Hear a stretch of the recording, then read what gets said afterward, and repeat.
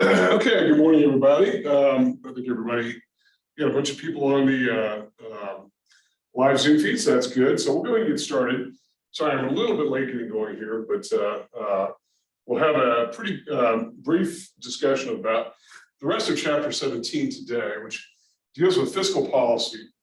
And that'll be really the last topic that we'll talk about prior to the last exam that comes before the final exam. So before we leave today, we'll talk about the exam coming up this Thursday. It'll be available through Saturday or through Sunday on Brightspace, and it'll be the same format as before. 40 multiple choice questions. You'll have an hour and a half to do it. If you do it on Brightspace, or again, you're welcome to take it in class if you like, or at one of the testing centers. I suspect, given the history of the first three exams, that most people, if not everybody, will want to do it on Brightspace, which is perfectly fine. So we'll talk about that, and then we're going to talk a bit about the final exam, because that's going to be next week. And the final, now remember, the first four exams, the lowest scores dropped. So that's just the way the system is sort of set up. And so you have 3 of the 400 points possible to be earned. There are 400 points possible in the course.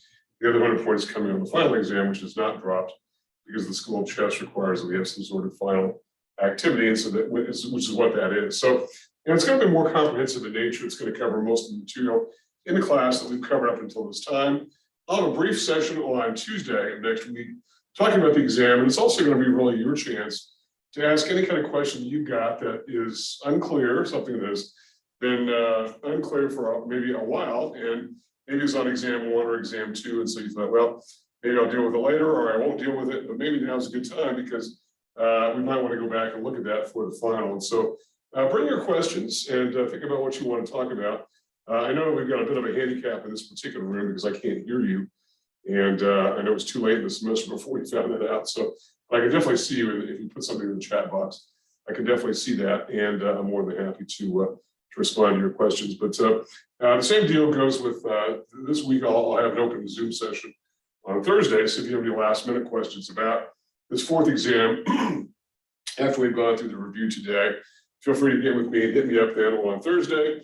And as soon as the class is over, I'll just probably flip the switch, make that available. It'll be available through Sunday night. So you've got one opportunity to take it. So try to make the best opportunity. I usually tell people to try to get a place where you're comfortable and you're not going to be disturbed for the 90 minutes or so that might take you to take the exam. Get all set up. I mean, obviously it's an open book exam, so you can have whatever resources you want available. And so get yourself ready so that when the clock starts ticking, that you don't lose time, because there are occasions in which people simply don't get done and they run out of time. And so you don't want that to happen to you on any exam that we've got going on here. Okay, so that's where we are, and we're going to sort of wrap things up today is to talk about the rest of fiscal policy, which really falls into this category of stabilization policy. So if we talk about the main goal of macro policy, in other words, what are we doing here in studying macro in the first place, which is a pretty good question. And it's maybe one that hopefully we've asked ourselves before week 14 of the class, what are we doing here, right? As we're talking about why study macro so that we can deal with macroeconomic problems. It's like, why study anything? If you want to be able to solve a problem, then you would study that in order to understand what the causes are and what some of the possible solutions are. And so when it comes to macro, we say that for macro policymakers, who are defined as governmental agents, frankly, because there's no economic actor, private actor, who can deal with the kind of issues that macroeconomies require other than governments. And so the main goal of government policymakers is to achieve non-inflationary full employment. Non-inflationary full employment. At the moment, we've definitely got full employment and then some. I mean, the most recent unemployment rate was 3.6% nationally. And if you consider full employment, what's known as the natural rate of unemployment, or sometimes called the full employment rate of unemployment, which is kind of a mouthful, it's about 4 to 5%, or 4.5% to say split the difference. Well, 3.6% is quite a lot less than 4.5%, which explains why we are operating in an inflationary environment. That's one explanation. We're operating the economy too hot. And I think as a result, the government is trying to slow things down. And when I say the government, it's not the fiscal authorities so much that we've been talking about last week and today.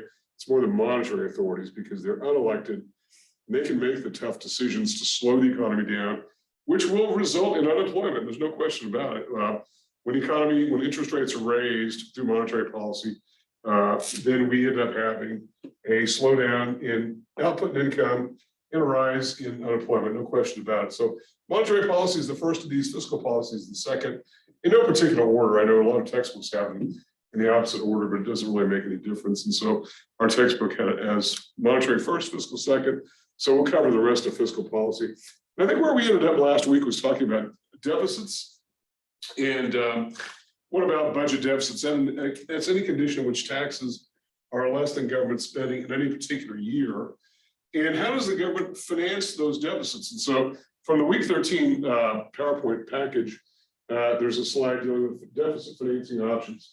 And what the government has is really three main options, but really one that it exercises on a routine basis and has for quite some time. And the first of those is borrowing money. Basically borrowing money from whom? Borrowing it from the public. Anybody can buy US Treasury debt. There are more or less weekly auctions of debt of various maturities, from 30 days, so-called Treasury bills, up to longer term bonds, up to, say, 30 years.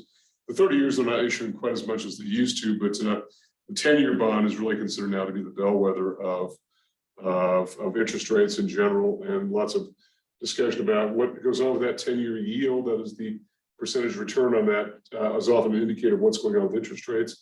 Right now, that rate has been going up, and that yield has been going up. So as a result, interest rates in general have been going up, and they're probably going to continue to go up for some time. And I think when the Federal Reserve's Open Market Committee meets next month, they're probably going to raise rates by another 0.5%. And so, because I think they're probably behind the curve, and I think they know it. And I mean, I've been talking all semester about the fact that I think the Fed is behind in getting onto this inflation problem. And nobody doubts that we've got inflation that runs about 8% per year now. And what's more is that what started out as an inflationary pressure around 6%, grew to 7%, now it's 8%. So on an annualized basis. And so there's certainly a need to try to deal with this. I think they're trying to get going with it. But that would be the monetary authority. When it comes to the fiscal authorities, and we'll talk about some of the conflicts here potentially, is that maybe they're going the other direction. While monetary authorities are hitting the brakes, the fiscal policy authorities may be hitting the gas. And one way to do that is to spend more than what they take in. And one way they finance is through government borrowing. And when we talk about government borrowing, it's simply the government issuing debt securities, bonds, which we've talked about, to the public. And one of the big buyers happens to be the Federal Reserve, which is interesting because it's almost like the government borrows money on the one hand and finances it with money from the left hand. And oftentimes that money coming from the left hand, the Federal Reserve, is just simply brand new money that got created. And so this leads to the second one, that's called money creation, which sounds like it's kind of a fantasy, like you've got some printing press that, well, we're going to spend more than we take in, so let's just print more money, right? I guess we'd all like to have that kind of printing press at home, right? Well, in fact, what the government does, it's actually less complicated than that. It's no actual printing of money. It's simply the Federal Reserve injects money into the economy by buying Treasury debt. So as a result, it pumps money into the economy in order to basically finance the deficit spending that the fiscal authorities are doing. Now, right now, I think they're trying to pull back and go the other direction to take money out of the economy and try to slow down this overheated economy. And we'll see how that goes. And but it's a very complicated situation right now. I got to tell you, as somebody who's been in the economics, the study of economics for a long time now, I can tell you that there are a lot of things to consider. One thing, monetary policy is moving one direction, hitting the brakes. Fiscal policy seems to be going full gear. I mean, President Biden still wants to pass some infrastructure bill. He's having some trouble getting that done, but that would be very stimulative. So hitting the brakes and hitting the gas, those are ups, those are push-pull, and that is not usually very constructive in order to pull off some achieved outcome. Now, what's going to happen is the Federal Reserve, it might motivate them to be even more stringent at hitting the gas or hitting the brakes in order to slow the economy down. And plus, it doesn't look like President Biden's infrastructure bill is likely to get through, particularly if he loses one or both of the houses, which seems possible. In fact, maybe even likely this November. So we'll see how that goes. But there's that going on. There's the war in Ukraine, which has caused some trade disruptions with Russia. Russia is not a particularly large economy, but they do produce a lot of oil and gas, particularly for Europe. And the Europeans are very concerned, obviously, about shutting that off. The US has said it will sort of step into the breach in order to fill that gap. We'll see how that goes. It's going to drain production from here in order to go to Europe. And so that might keep oil prices elevated for a time. And we've also got COVID, which is coming back again. Can you believe it? Oh my God. We thought we were done with this, but now China has got its biggest outbreak since the very beginning of this thing. So we're definitely living in some weird times, no question about it. So the key thing here is, how does the government finance these spending excesses, if you want to call them excesses? A lot of people don't think this is really that much of an issue. And frankly, I've got to tell you that over the last several decades, politicians and economists both really have sort of downplayed the seriousness of deficit spending. I mean, I think at one time it was looked at as sort of a calamitous event. That is, the government spending more than it takes in. Oh my gosh! And the national debt's growing. The national debt, simply the accumulation of all the debt that has been, raised and never paid back, just had the interest paid on it. I think there's a lot less concern over that now. Okay, and then another option is to raise taxes. Now that's not, and I talk about the possible consequences of all of these, including the money creation, the debt monetization thing. We say debt monetization, we're simply saying there's debt out there and the Federal Reserve buys it in terms that, and somebody was holding a bond on Tuesday and now they're holding cash on Wednesday because they've sold it to the Federal Reserve. And the Federal Reserve, frankly, has the ability to cancel the debt if it wishes. And it may do that at some point. That would also cancel the interest expense. So that's one way to finance the deficit spending, but it would require the cooperation of the Federal Reserve. And again, we're talking about fiscal policy here, which is not the province of the Federal Reserve, but there is a new area that's really growing in popularity in econ. It's called modern monetary theory, which deals with these issues of cooperation and how we finance deficit spending. And it's an area of pretty intense interest at the moment. Tax increases are the final option. But what are the consequences of that? Well, it's politically difficult. It also is going to slow the economy down. It's probably going to actually raise the national debt, not lower it, because if you slow the economy down, then you have more people who then go on unemployment and Medicaid and housing assistance and all the other public support systems, which we have for a reason. But that adds to the spending, which then increases the debt. So maybe that's not an option. Not to mention the fact that taxes and raising taxes are never a very popular option in the first place. And so that's a bit difficult, okay? It's difficult politically, and I think that needs to be emphasized. And when we talk about fiscal policy, we are talking about the actions of elected officials, and raising taxes just isn't very popular. I think the last time that a president raised and signed off on a fairly significant tax increase was in the early 90s, the first President Bush. And after promising not to do it when he ran for president, but he ended up actually doing it, and the public really punished him. They turned him out of office after one term. So I think that everyone else has sort of gotten the message: don't raise taxes. Now that's a problem if deficits continue on and on and on and on. If you believe that the government cannot service that debt one day, and so we shall see. Again, there's not as much concern over deficit spending as there used to be. There's a slide about surplus financing. I'm not going to get really that much deeply into it because, number one, surpluses are the opposite condition in which taxes are less than government spending. In other words, the government's bringing in more than what it spends, and so that seems like a pretty good problem to have. We had about 4 years in the late 90s, early 2000s in which we had that condition, and what was done with that surplus was debt reduction. That is, the national debt was beginning to be paid off. And I can remember at the time, the chairman of the Federal Reserve, who at the time was Alan Greenspan, saying, what are we going to do if we have no federal debt outstanding because we've paid it all off? Because remember, one of the tools, the most important tool of monetary policy, is open market operations, which primarily is involved with intervening in the bond market, the treasury bond market. What if there are no treasury bonds because the debt's been paid off? Well, that was a problem that never came to pass because what happened was there was a big tax cut. When the second President Bush came into office, I think he sort of learned the lesson that his father wishes he had probably learned. So instead of raising taxes, he actually lowered taxes pretty significantly. But then we went back into deficit spending, so that sort of reversed itself. And it would have been interesting to have seen what would have happened had we continued to pay down the national debt. The problem with that is if you pay down the national debt, that's actually a sort of a contractionary issue. And so it's interesting to see what happens. There's something called impounding the surplus, which, and again, I don't want to talk a whole lot about this particular topic, but it is possible. And it doesn't really happen at the federal level. States do it all the time. Now, most states in the US, in fact, all that I know of, have in their constitution a provision that prevents them from going into debt. That is, deficit spending is not considered to be possible. So these state governments typically can't borrow. Not all, I think, but some of them can. I think New Mexico is one of them. However, they can have surpluses. And when there's a surplus, they can set that aside by what's called impounding, just basically setting it over here, putting it on the shelf and going after it at some point when it's needed. I know a lot of states call those rainy day funds. That is, things are going great now, but we'll go get it later if things aren't so good, as they will inevitably turn around.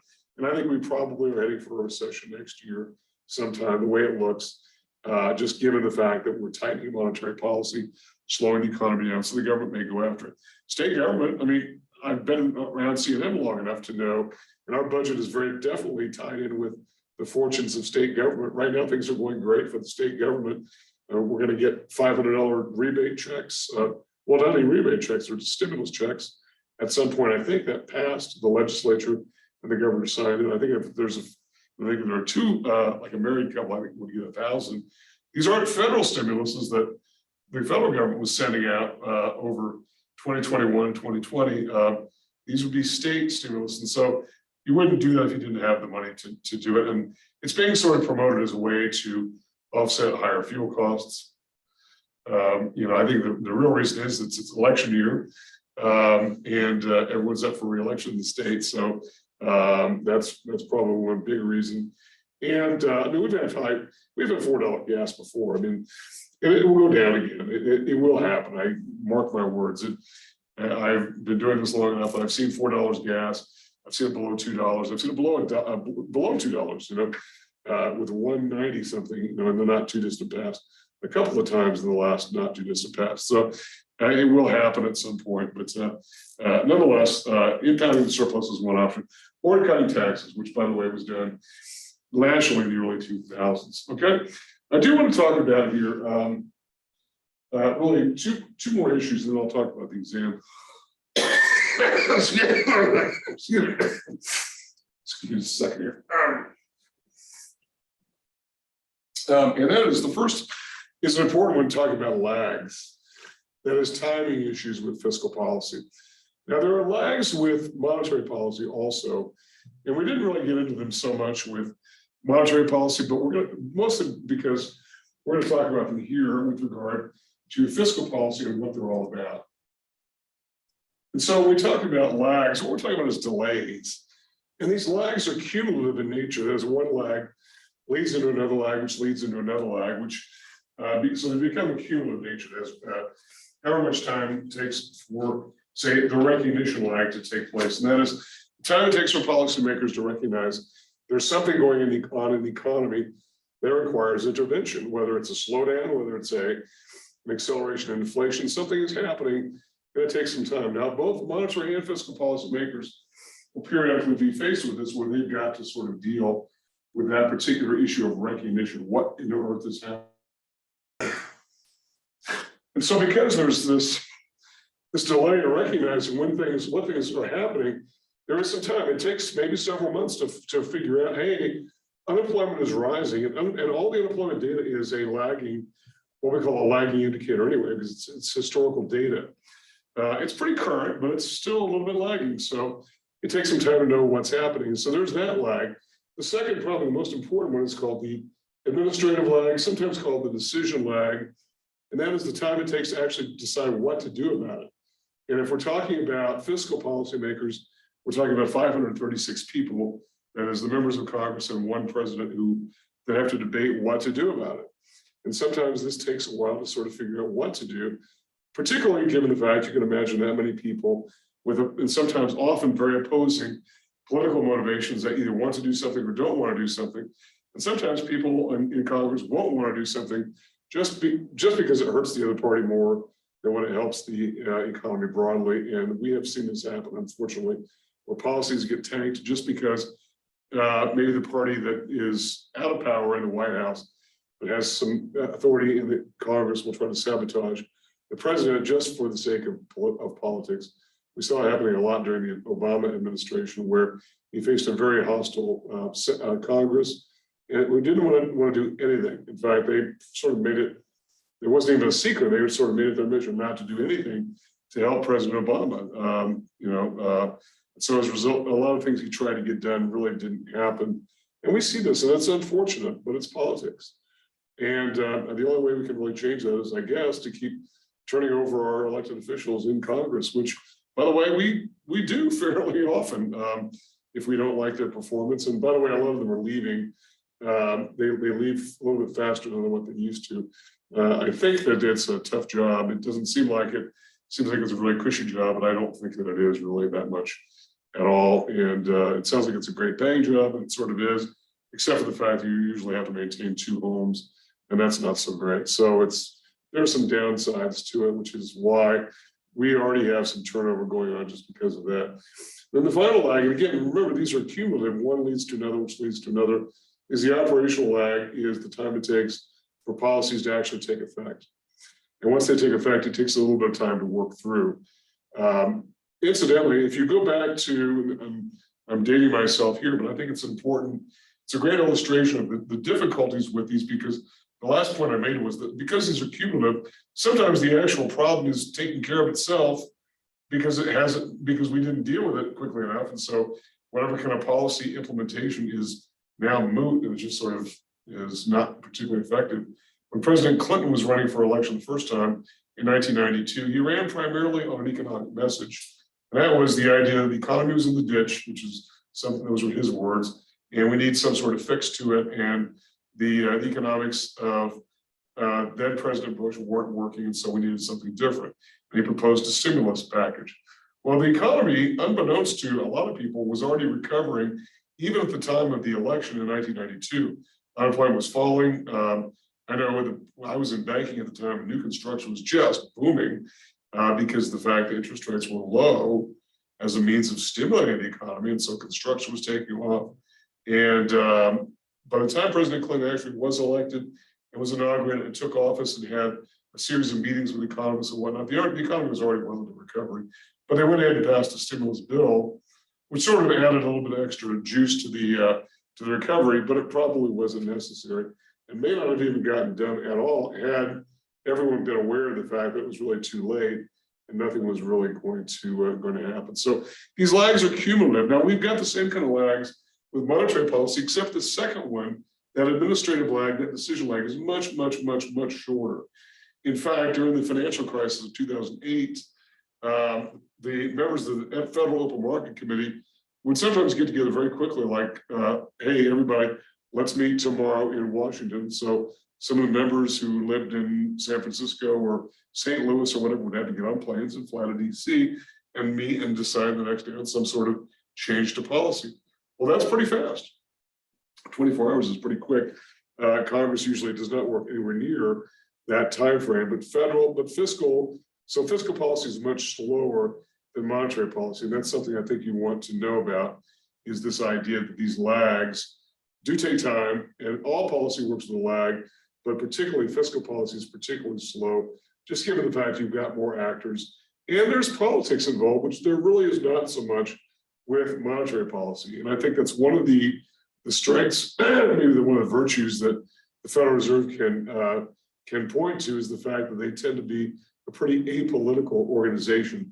They tend not to have any one particular view, even though I think that sometimes we have the idea that they do. I know Alan Greenspan was a very strong Republican and had advised Republican presidents prior to his taking office as Fed chairman, but that didn't really stop him from being, I think, a pretty effective Fed chairman overall. Okay, all right. Questions for me about anything so far? Okay, the final one here in our slide package, and this will sort of do it. Then we'll sort of talk about the exam and what to expect beginning Thursday. Is this idea of something we call the political business cycle, which I sort of put in quotes. And it sort of, what do you want to say about, maybe it's a little bit paranoia.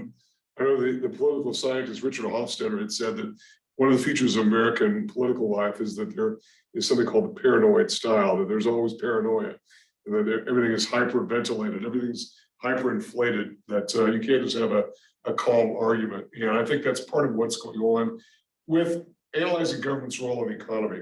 And one of those, among all the conspiracy theories that might exist out there, and certainly the Federal Reserve has got more than its share of conspiracy theories that they operate secretly behind closed doors and whatnot.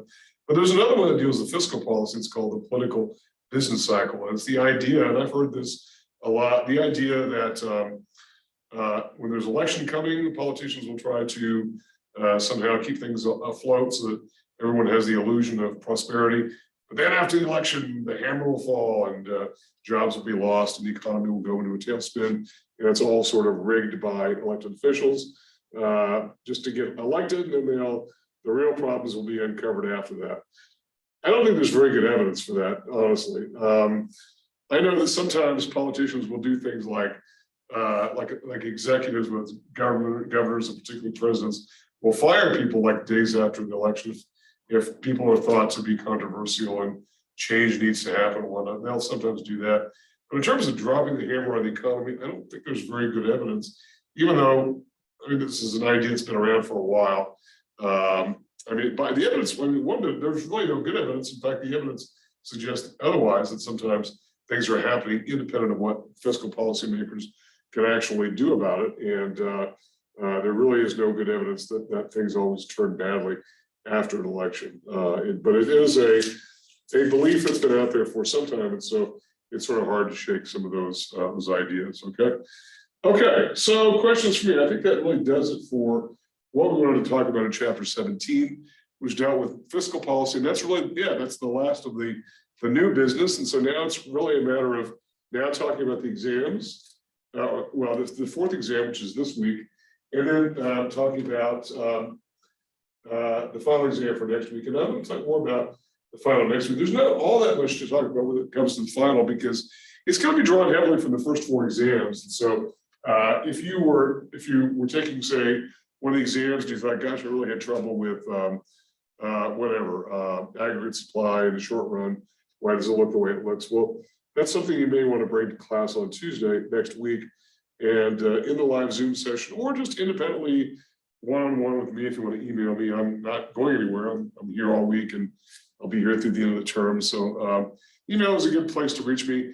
Mondays are probably the worst day to get back to. I'm in class until 8:30 at night, and then so it's a little hard for me to get to you on a Monday, but I'll get back to you as quickly as I possibly can, even over the weekends generally too.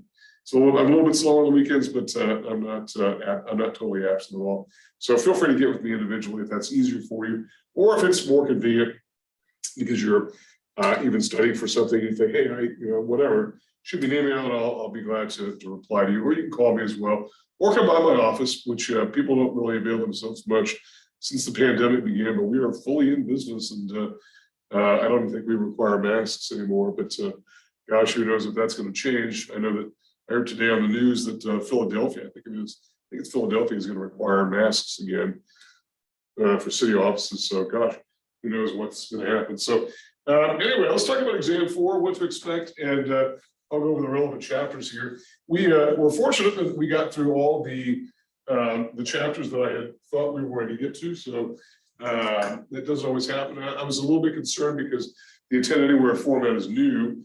I know in one of my micro sections, we did not get through everything and that I wanted to, and that was a little bit disappointing to me personally, but it did happen, and I think it's just a matter of trying to work with the new format, see what works, see what doesn't work, and but no, in this case we did pretty well, so we got through everything.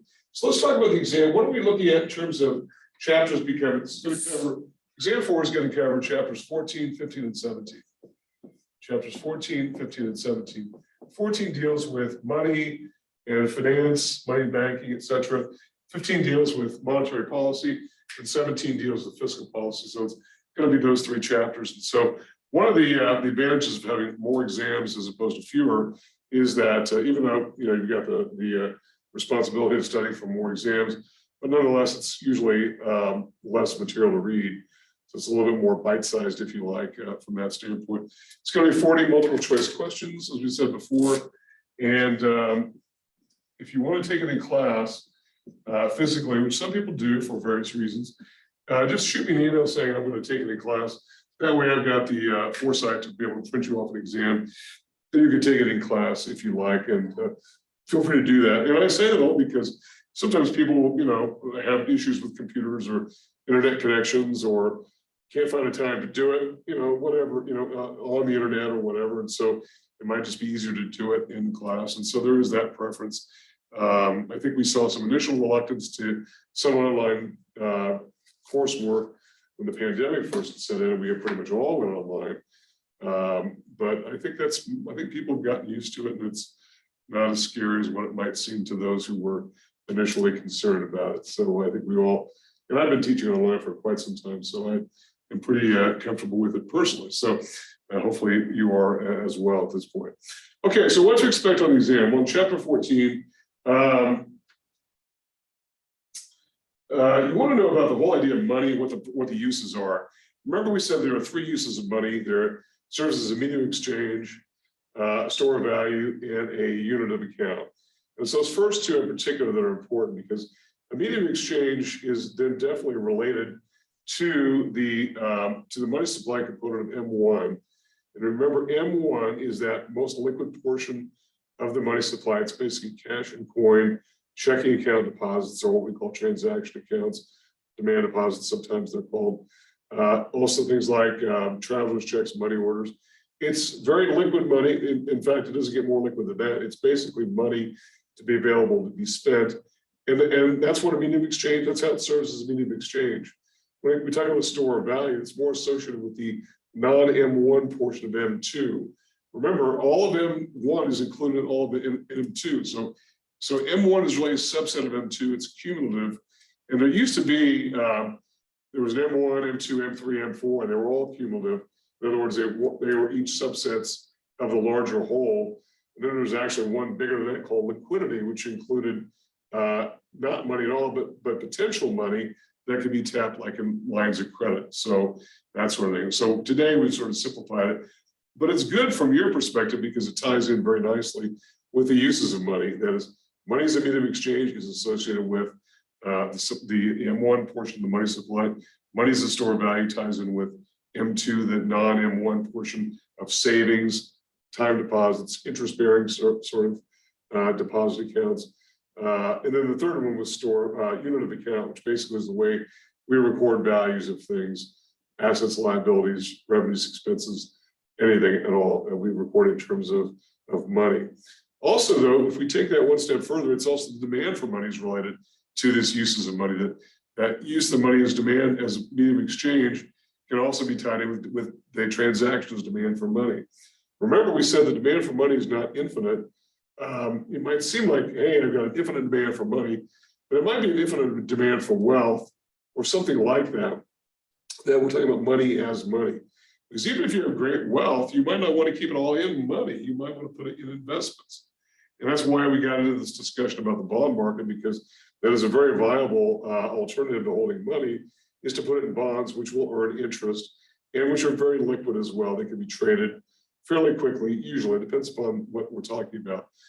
That's a good alternative. And there's a reason why we got into the whole bond market discussion anyway, and that's because of the intervention, the means by which the government intervenes in the economy in order to enact open market operations, that most critical piece of monetary policy. And then when we talk about the store of value that ties into M2, it's also the asset demand for money, asset demand for money. So you want to know about those elements of money supply and money demand coming together. And remember, there is that part of the economy that sort of is different than the market for goods and services. And I had a fairly busy bunch of graphs on this board here that you might refer to. If you weren't here to watch that and see that, just refer to those videos, which are all on online in Brightspace as YouTube videos, You can watch them as many times as you like. They're not password protected or anything like that. Okay.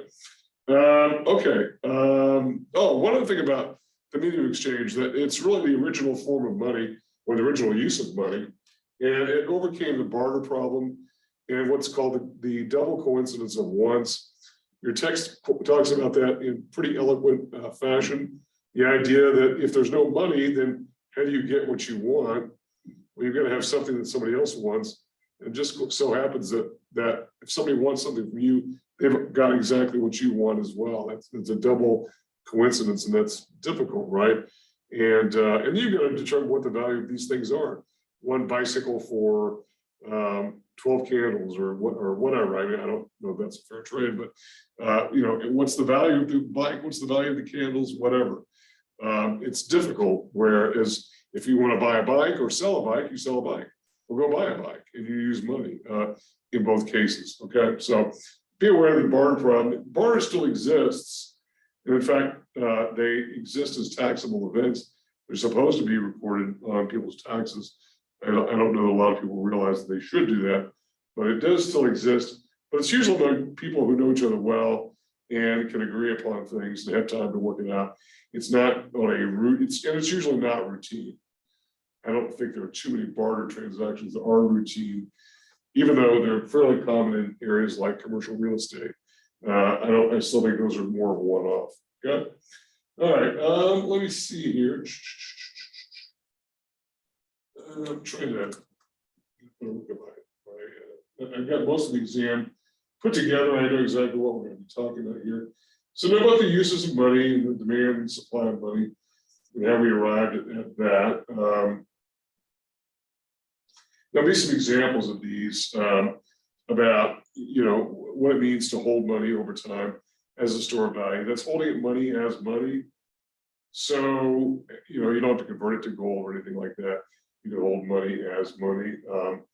There's also a question about the idea of what's a criticism of the store of value, and one of those is a general criticism of inflation in general, and that is that the idea that money loses value over time. And then it's not just as a store of value. I suppose it could even be as a medium of exchange, and that is, or anything, in Big County, even, that money loses value over time. That's what inflation does.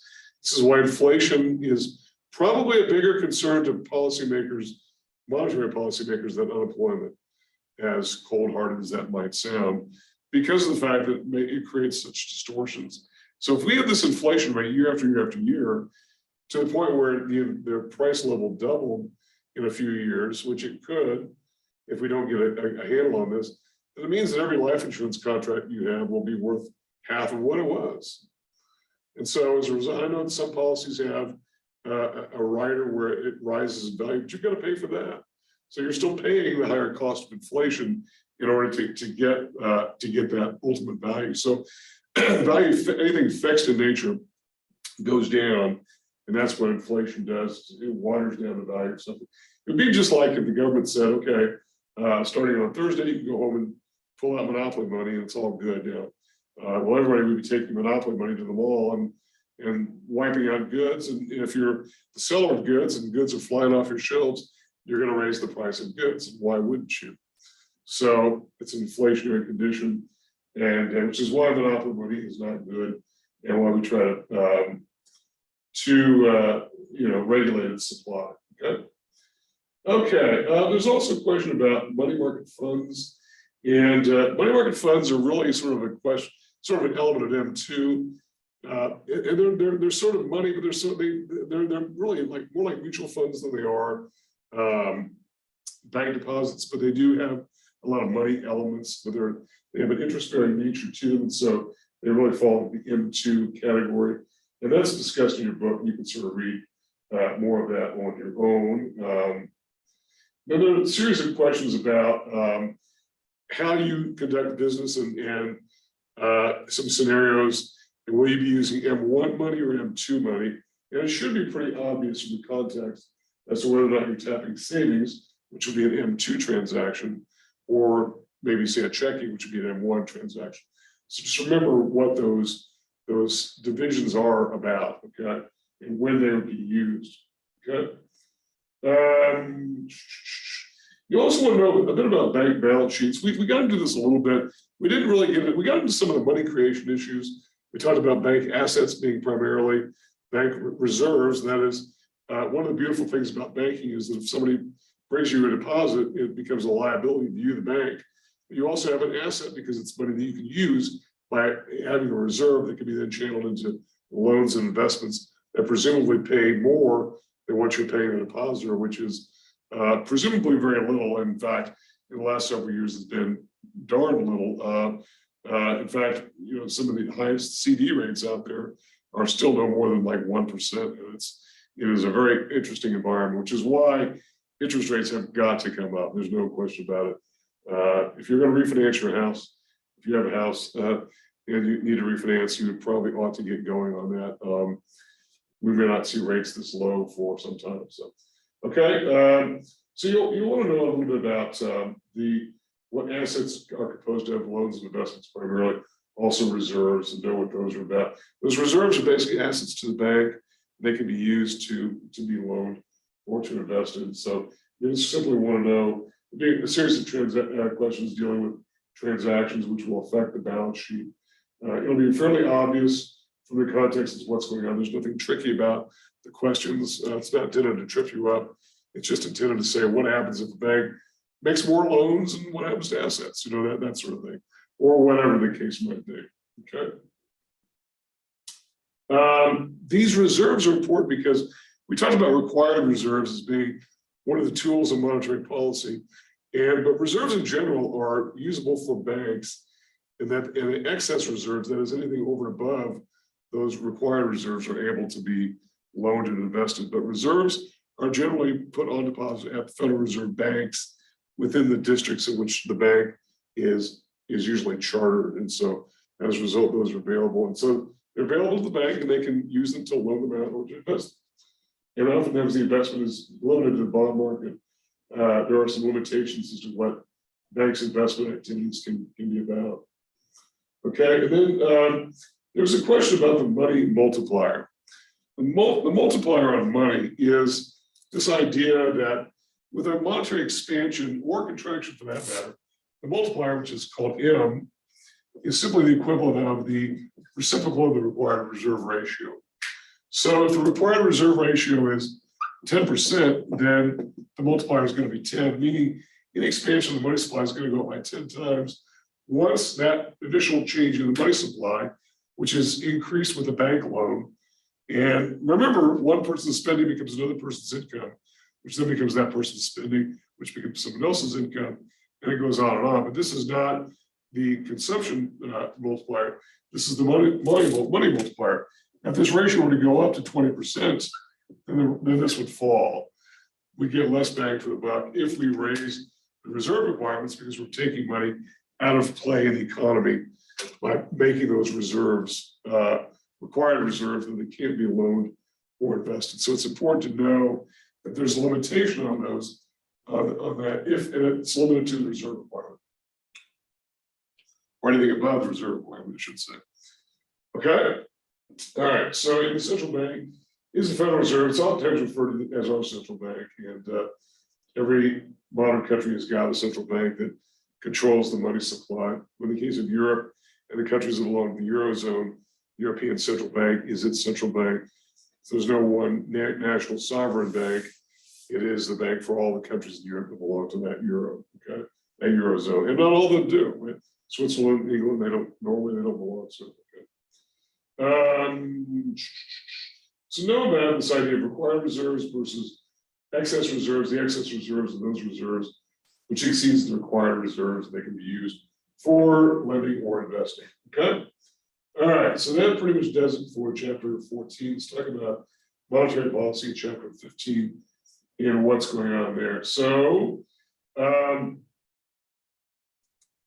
when we talk about the tools of monetary policy, we said that one of those tools is the reserve requirement. That's the amount that's got to be set aside. In this case, say 10%, where banks cannot lend it, they can't invest it. And until a few years ago, they couldn't even earn interest on it from the Federal Reserve, which was a banker's bank. Because they take the bank's deposits in the form of reserves And they can make loans to the bank as well, so they are a banker's bank. But it's money that's out of play in the economy. So that's one of the tools, albeit a fairly weak tool in monetary policy. It does still exist as a tool. Another tool is the discount rate, which was the amount of interest charged to banks that borrow money directly from the Fed. We said that wasn't also very effective because there's sort of a stigma about borrowing from the Fed. It's usually considered, well, historically, has been considered, I guess, the lender of last resort. If there's nowhere else to obtain funds, you go to the Fed, you make an application. It's public information. It's usually a sign the bank might be in trouble.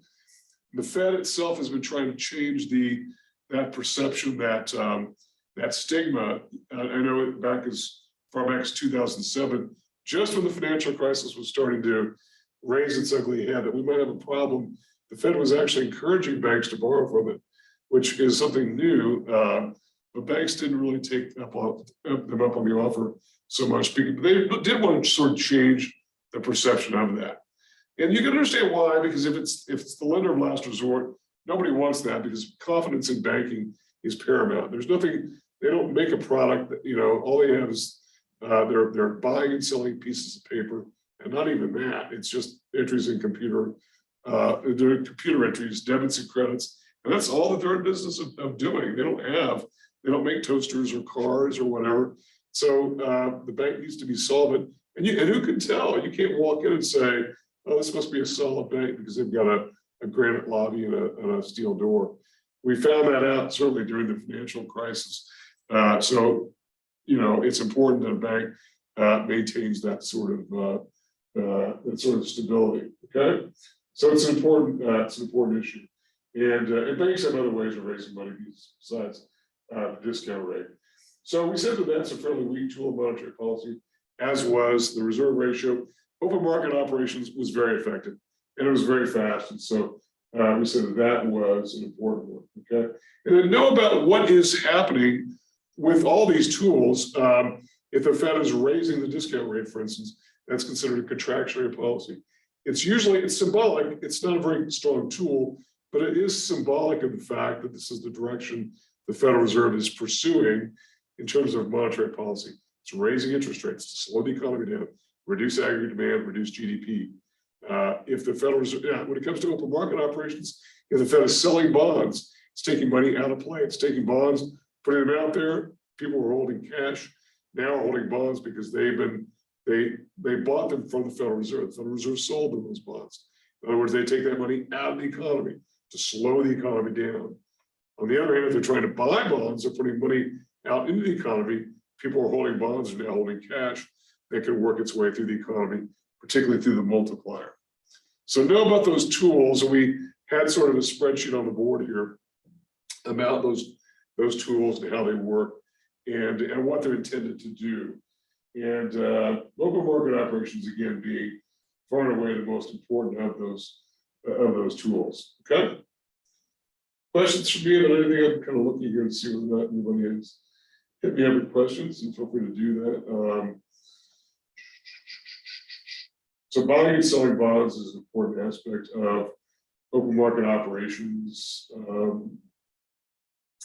Also, we talked a bit about the Fed funds rate, and we said it was not a formal tool of monetary policy, but we did say that when the Federal Reserve changes interest rates, which is what they did in March, which was what they're almost certainly going to do again in May, they usually change two key rates: the discount rate, which is a formal tool of monetary policy, but also the Fed funds rate. And what is that? It's not considered a formal tool because it's not the government's money, it's bank-to-bank transactions. It's overnight lending by banks to other banks. Usually, because if a bank is short on reserves, and remember these reserve requirements have got to be met every end of every banking day. And so maybe they paid out more in deposits that day than they planned. Maybe they made more loans than they planned. And so they're short on reserves.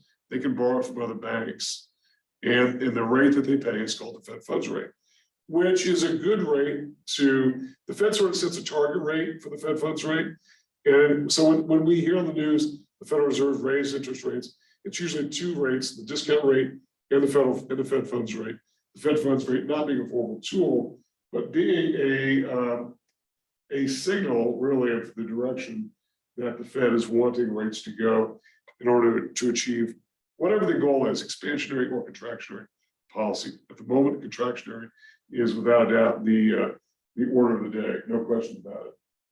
Okay, and then know about what it means expansionary policy and contractionary policy. Know what that means. Know what the Fed is up to and why it's doing that. With expansionary policy, it's trying to raise aggregate demand of GDP. With the contractionary policy, it's set to do the opposite.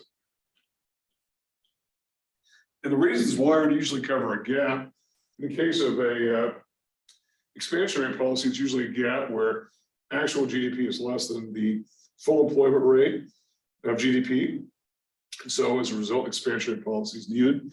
In the opposite condition, which is where we pretty much are now, actual GDP is greater than the full employment GDP. And so as a result, a contractionary policy of slowing the economy down is what is the order of the day.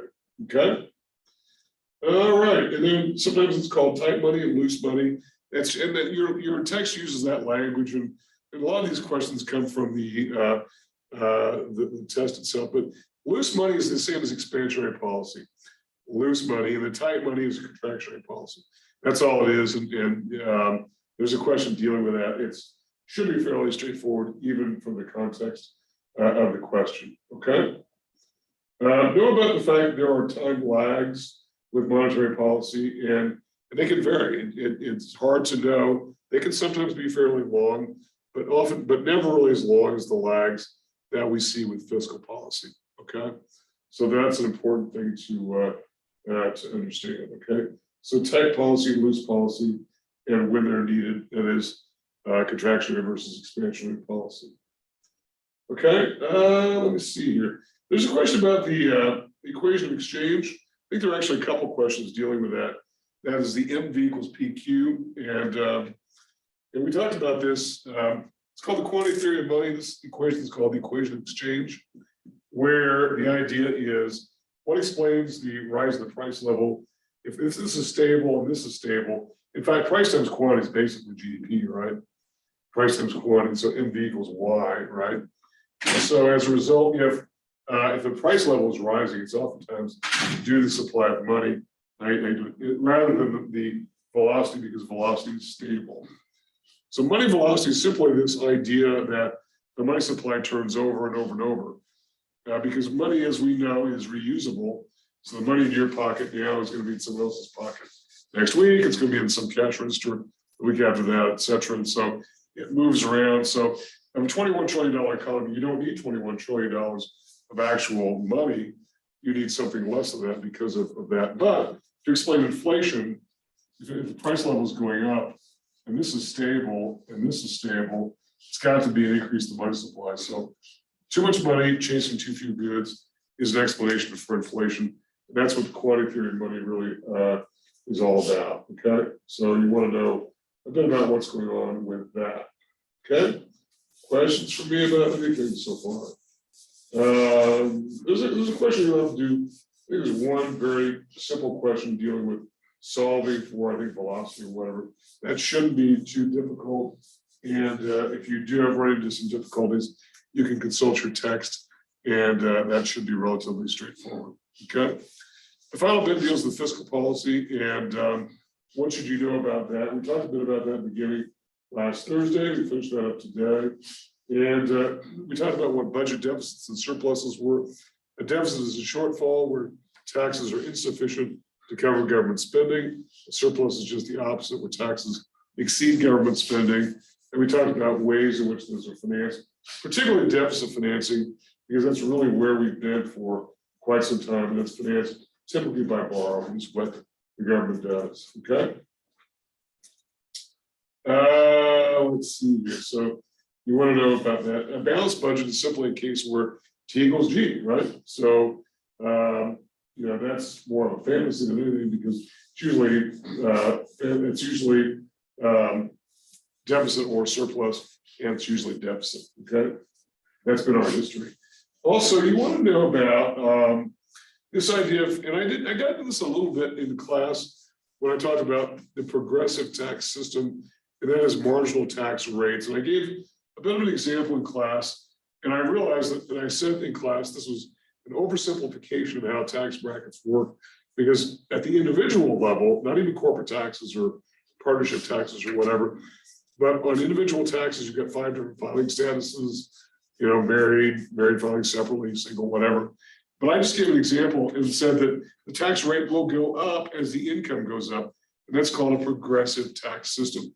So remember, when we talked about tax theories as to who should pay the tax, the main theory that works is not who gets the most benefit, but who's able to pay the most tax. And those who are able to pay the most are the ones who do pay the most. And that is, as your income goes up, you pay not just more in taxes, but more in percentage of taxes, because that's the way the marginal system is set up. If it were just the opposite, if lower income filers would pay more, that would be considered regressive.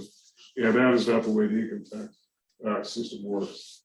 Sales taxes tend to be regressive, but not income taxes. Okay. Okay. Let me see here.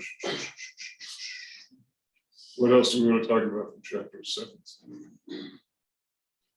Thank you. Okay. Okay, you too. They kind of cleaned the room. They cleaned for the virus. There's a couple questions dealing with what people earn and what they pay in tax. And so it should be obvious from the context as whether it's a progressive tax or a regressive tax. And that is, you simply take the amount of tax they pay divided by the amount of income they earn, and they compare the two scenarios to decide whether or not someone's paying a progressive tax or a regressive tax. And believe me, it'll be fairly straightforward from the looks of it. Okay. Also know about the difference between the national debt and the deficit. The national debt's the accumulation of all the debt, all the borrowing that's gone on, that's never been repaid. I mean, we've got debt out there that has financed World War II and World War I, the space program.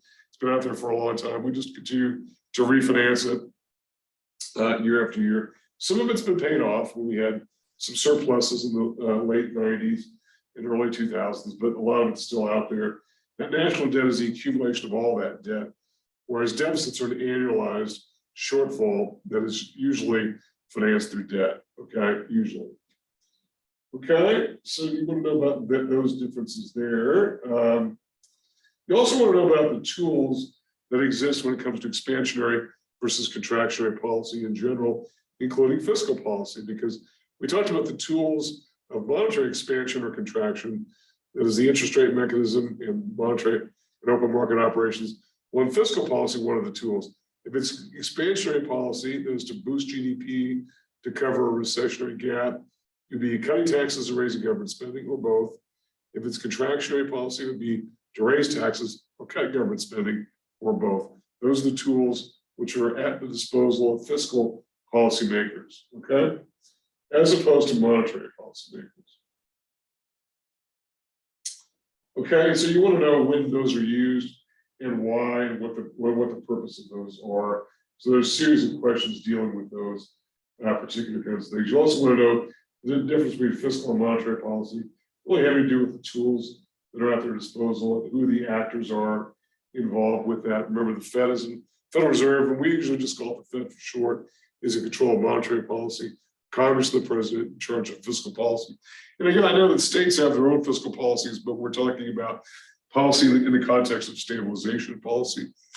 And states don't engage in that at a national sort of level, okay? They might at the state level that is trying to stabilize, but not the national.